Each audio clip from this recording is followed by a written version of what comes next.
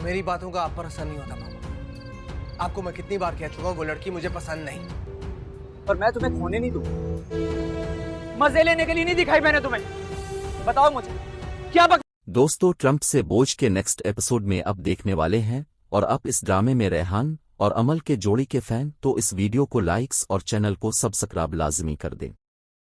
तो दोस्तों, लगता है कि दिलशाद से तो ज्यादा कासिम ही अमल का दुश्मन बनी फिर रहा है, क्योंकि कासिम अमल की कोई भी बात नहीं सुनता और ना ही मानता है, और अमल से कहता है कि तुम जो कुछ भी मुझे बताती हो ज़हीन के बारे, तुम अपनी माँ को कुछ भी नहीं बताओगे, वरना वो बहुत ज्यादा परेशान रहती है, और बहुत जल्द मैं सोने के नाम से एक फैक्ट्री शुरू करने वाला हूँ, क्योंकि जब से सोने मेरी जिंदगी में आई है मैंने बिजनेस में बहुत ही ज्यादा तरक्की की है, और अब ये ज़हीन वो कुर्बानी तुम्हें देनी ही पड़ेगी, क्योंकि इसमें मैं जाकर भी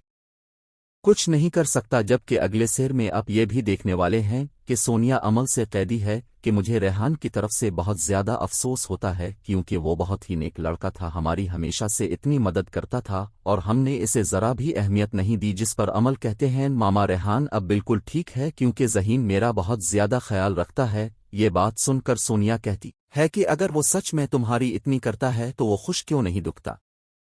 क्योंकि वो बासिल की शादी में भी तुम्हारे साथ होने की बजाय इस लड़के के साथ फेर रहा था। जिस पर अमल कहते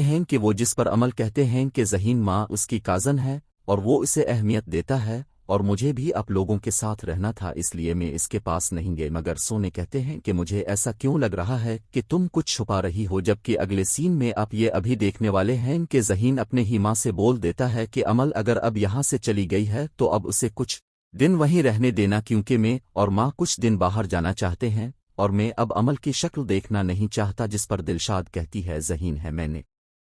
अमल को सिर्फ वहां पर इसलिए जाने दिया है ताकि उसके घर वालों को ये ना लगे कि अमल उनसे रिश्ता ही खत्म हो चुका है। और रही बात तुम्हारे, तो अमल के आने तक तो माँ के साथ वक्त गुजार सकते हो, मगर अमल अपनी माँ से कोई नई तरकीब ना ले आए ये भी मुझे कभी बर्दाश्त नहीं होगा, इसलिए मैं ज्यादा दिन तक इसे वहां पर नहीं रहने दूंगी। क्योंकि मैं आप ये भी देखें कि जब रेहान अपने कमरे में अमल की तस्वीर पकड़कर रो रहा होता है तो इतने में फ़ायदा वहां पर आ जाती है और कहती है कि आखिर आप अमल को भूल क्यों नहीं जा हैं, वो अपनी जिंदगी में